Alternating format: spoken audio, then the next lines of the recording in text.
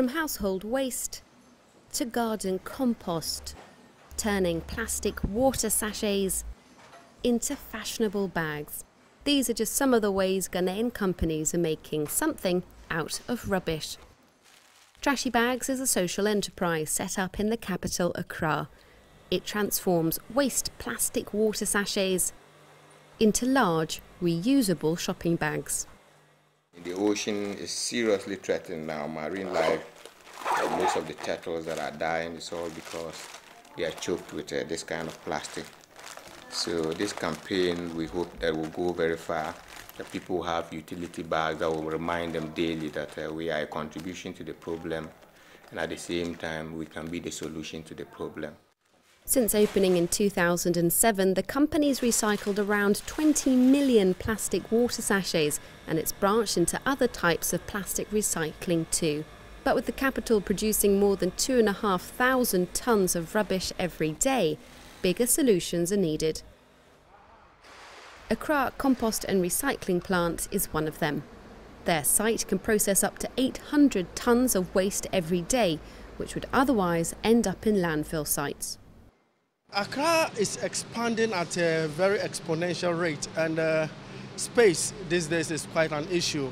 It's a challenge, and nobody wants a landfill in his backyard. The municipal assemblies are struggling with new sites. The government is spending huge monies on maintaining the existing ones. Processing or composting sites like this is something that is the order of the day that has to be looked at, because at the end of our operations here, we are able to send only 20–25% of the total waste received to the landfill. And the waste that does go to landfills from here has had every shred of recyclable and toxic material removed by machine and hand sorting.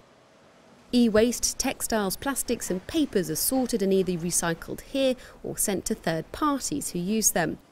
Organic waste, which makes up around half of all Accra's rubbish, is stored in this huge composting building the size of a football stadium. It takes about 12 weeks for the organic waste that arrives at this site to be turned into compost that can be then sold to farmers, agriculturalists and across other sectors.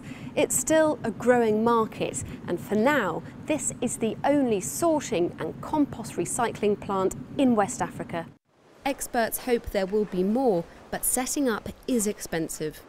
Well, I think lots more individuals and groups have to be encouraged. Probably it's because of the financial climate of the country.